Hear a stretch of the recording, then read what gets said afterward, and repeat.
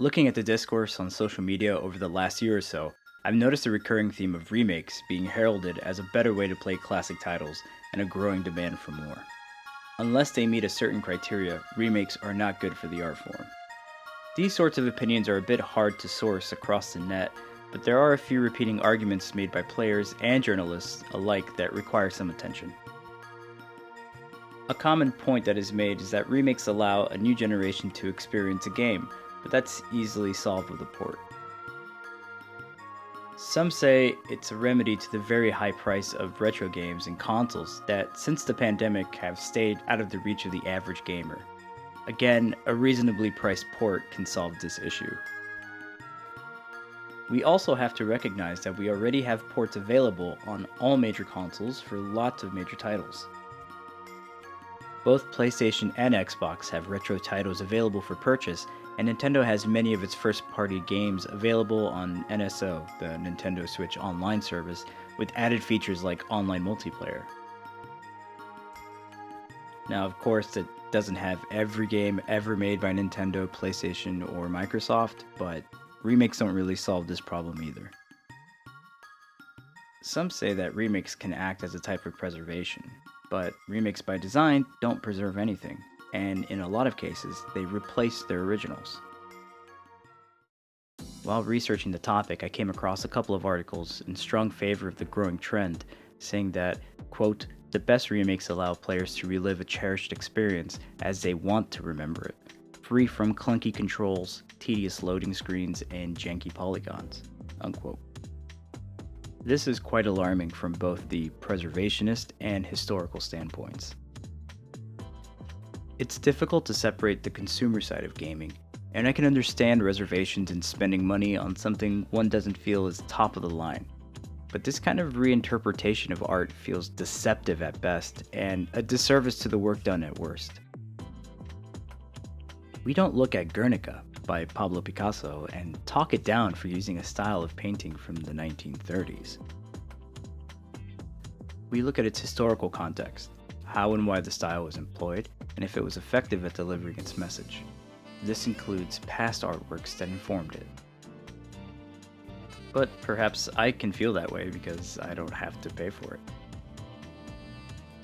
When looking at a game like Sonic Adventure on the Dreamcast, with its over-the-top facial animations, voice acting, and a difficult-to-use camera system, it might be easy for someone new to the medium to dismiss it as below standards.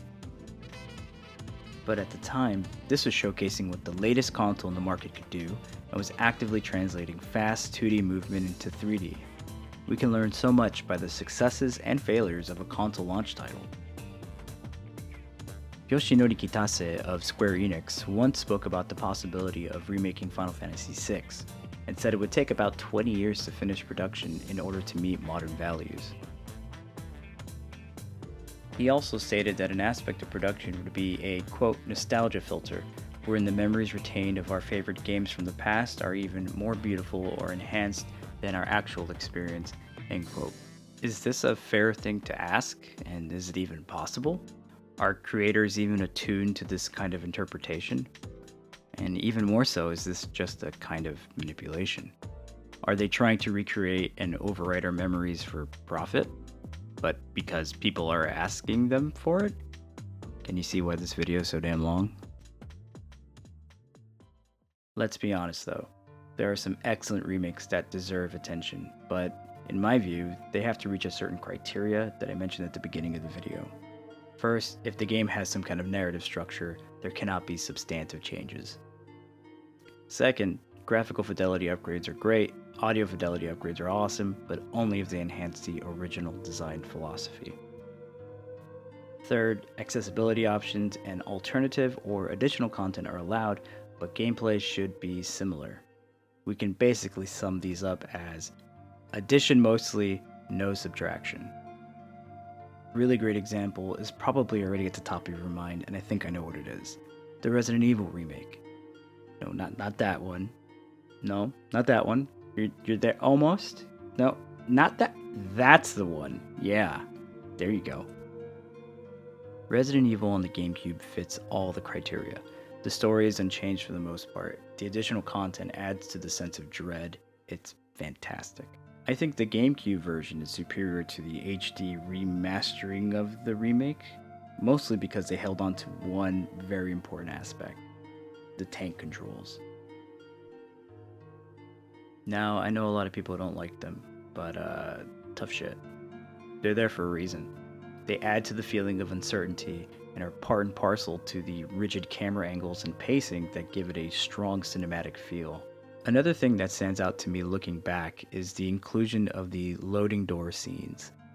While not necessary, they contributed to the atmosphere and would set up expectations that the devs would later break for great effect. The other games in the remake series are pretty close, but there is something lost in translation.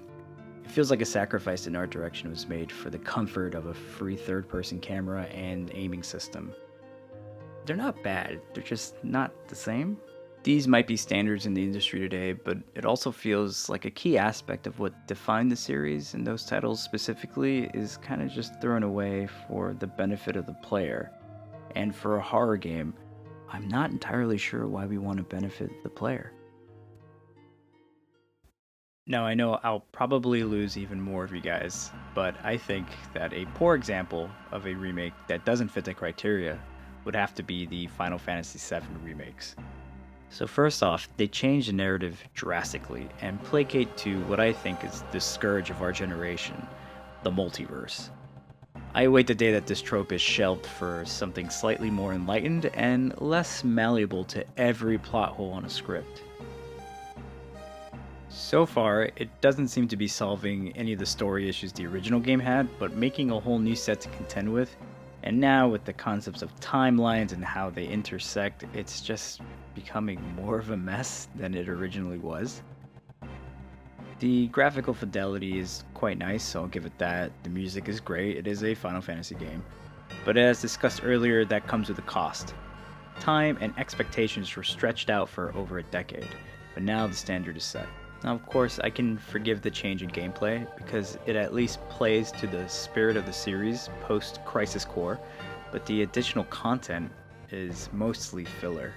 It's a real disservice to the pacing of the original.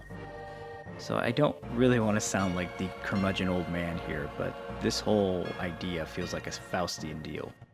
You get all the polygons you could possibly muster in exchange for story padding, extra time with characters that no one really asked for, and the weakest justification for what's basically a rewrite of sorts. We're not even totally sure at this point. It'll be a decade before Square Enix exhausts the merchandise and content machine for this one, no doubt.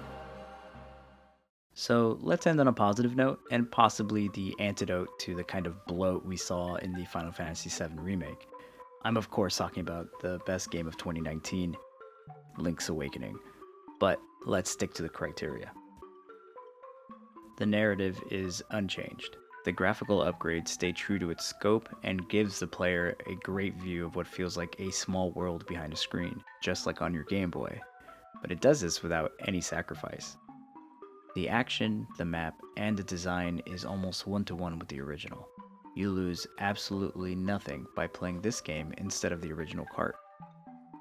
And I mean nothing was taken out, you can still rob the shop and face those consequences.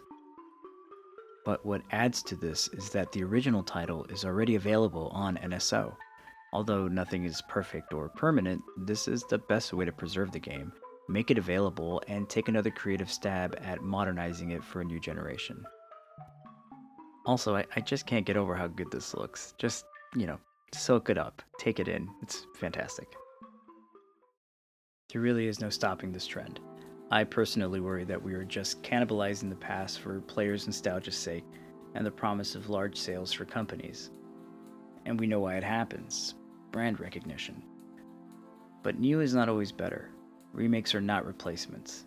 But this is actually common practice for developers, particularly on digital storefronts like Steam or the PlayStation Store. Because games are so contingent on their technology, we make the wrong assumption that the history of gaming is a series of successes and improvements rather than attempts at achieving design goals. There are many failures out there, but even those concede successes later on. This view comes from this toxic dance gamers have with developers, where they are presented something to generate interest, which can then become a demand for standards that might be out of the purview of the developers.